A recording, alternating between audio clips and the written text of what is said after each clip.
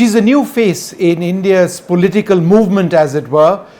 She represents the New Delhi constituency here in Delhi. If she wins these elections, she's an up-and-coming star in the BJP. We are very fortunate to be joined by Bansuri Swaraj. Thank you very much for being with us.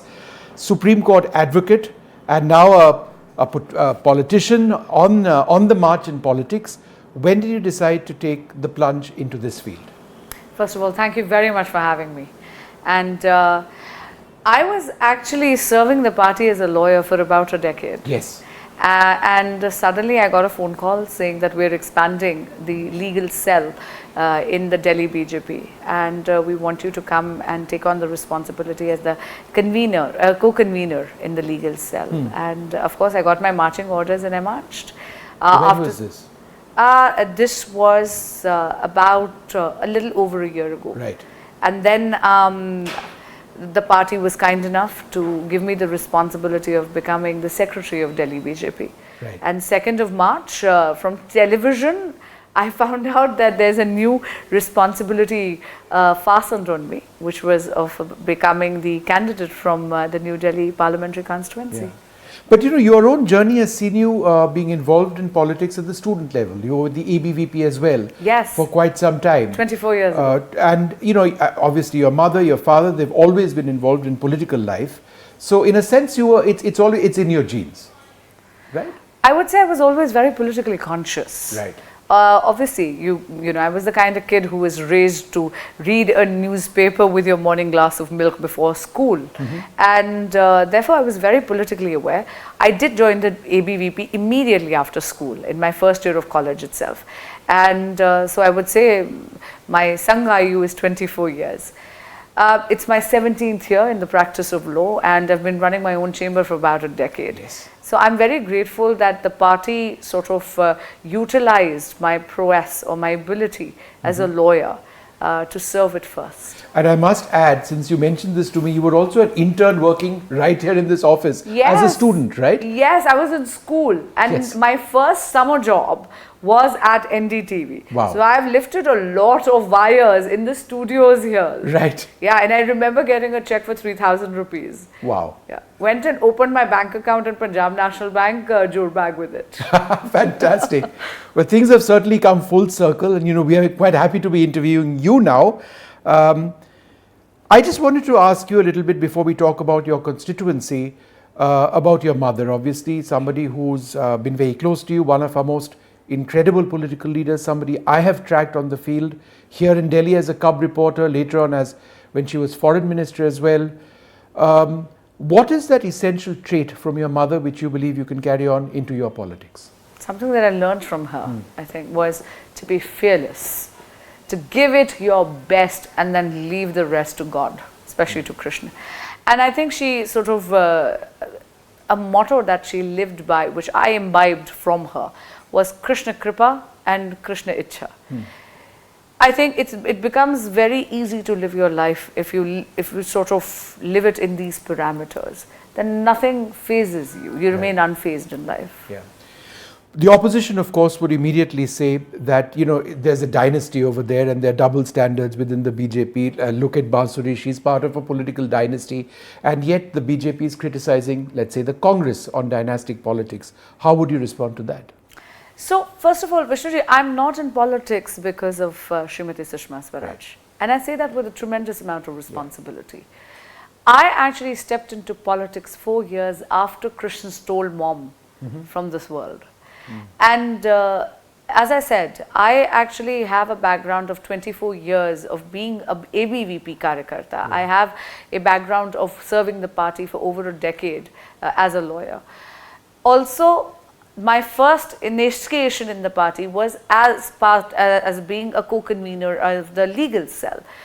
So what I'm trying to say is, just because my mother was a people's representative does not mean that politics is taboo for me. Right. What it does mean is that I should be allowed equal opportunity to struggle, to strive, to make an effort as any other Karyakarta whose parents are probably not people's representatives.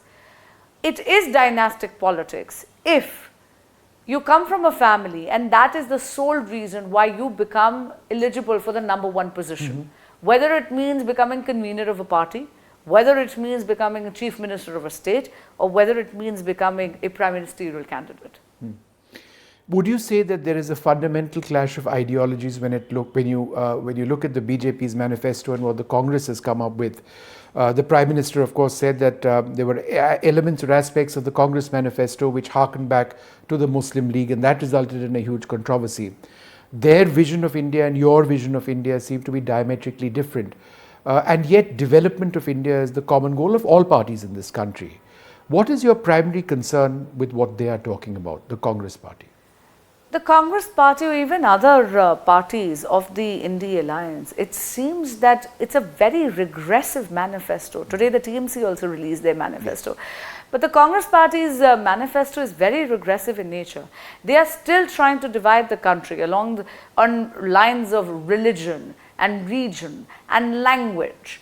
Whereas in comparison, ours is a Sankalp Patra. It's a pledge. And once we've taken a Sankalp, we're bound to take it to Siddhi. It's a very futuristic document. Look at the vision of the Bhartiya Janata Party. Pradhan Mantri Modi actually talks about infrastructure development, physical infrastructure, social infrastructure and digital infrastructure. He talks about making Bharat a Vikasit Bharat, a hub of innovation, a hub of industry, a hub of manufacturing, a hub of technology, a hub of basically startups. If you talk about women empowerment, we're talking about leveraging technology and putting it in the hands of women, something like Namo Drone Didi. Women have always been part of agrarian economies and rural societies. But when you actually put drones in their hands and you ensure that they leverage technology to become drone pilots, it's not just that you're leveraging technology for economic empowerment, you're also ensuring that there is a tectonic shift in the psychology of people. There's also social empowerment there. The other point that the opposition says is that there is a lot of action from the enforcement directorate, tax authorities, etc., including in Delhi, Arvind Kejriwal in jail. And obviously there's a court process which is going on. The fact that he is in jail and the opposition is going on about how these agencies are allegedly being misused, do you believe that is a political challenge for you in the election campaign? It's an absolutely baselessly false allegation which is being propped up by the opposition. Let's take the example of Mr. Kejriwal, since we are talking in the perspective of Delhi. The fact that Mr. Kejriwal has been arrested, this entire situation was orchestrated by Mr. Kejriwal himself. The first summon was actually sent on the 2nd of November 2023. Bansuri, the lawyer speaking. Go ahead. No, honestly, it was sent on 2nd November 2023. There were no Lok Sabha elections around the corner that time. He violated 9 summons and he gave flimsical excuses such as he's going away for a Vipassana workshop for 10 days. The PMLA law is very clear. Section 50, subsection 3 states that if you have been summoned, then it is mandatory in law to adhere to those summons and produce yourself before investigating agencies. Every time you violate a summon, you actually create another offense against yourself under section 174 of the IPC.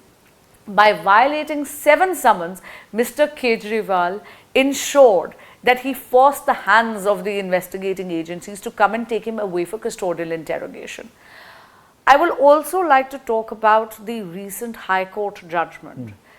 That petition has been filed by Mr. Kejriwal himself. And it is not a petition for bail. It's very important to understand the difference. It was a petition filed by Mr. Kejriwal to actually give a verdict on whether his arrest was legal or illegal, which means that Mr. Kejriwal ensured that the court had to go beyond just prima facie evidence. He wanted the court to sort of peruse the entire evidence. The court went into the nitty-gritty of the evidence against him and said, Mr. Kejriwal is personally involved in taking back crores of kickbacks in the liquor scam, and his arrest is legal. Now these things, the Bhartiya Janata Party has no role to play in it. And I'll tell you, the people of Delhi are very intelligent. And therefore, even this kind of a false sympathy narrative that the opposition is trying to create, it's going to fall flat. The people are not going to buy it. Mr. Soren actually violated 10 summons. Last time around, the BJP swept in the Lok Sabha elections as far as Delhi certainly was concerned.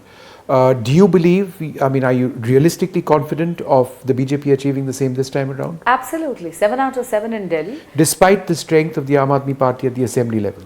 And I know they aren't connected, but you don't believe that their challenge might be stronger at the Lok Sabha level than it has been in the past? No, because Mr. Kejriwal's credibility has been eroded on 2 accounts. First, if you remember, he swore on his children's lives that he's not going to form an alliance with the Congress ever. And then he did a 180-degree U-turn.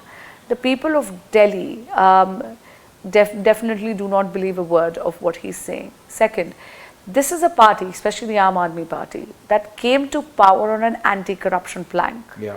But today I can canonize a series of scams that they are involved in. They are neck deep in scams. From a party that used to sort of invoke B.R. Ambedkar and talk about payback to society, they have degenerated into a party that has become all about kickback to self. If you remember, Mr. Kejriwal used to have this black diary or a book in which he used to talk about Congress stalwarts being corrupt, and he used to talk about them being part of a 500 crore corruption club. It seems that both the Congress and the Aam Aadmi Party have become mirror images when it comes to corruption, and the people see that, and therefore we are going to get 7 out of 7. All right, Bansuri, wonderful speaking to you. Thank you so much for being with us, and good luck on your campaign. It's extremely hot now outside, but I gather that you've been walking a fair bit every day and in the evenings as well. Thank you very much indeed. Thank you very much.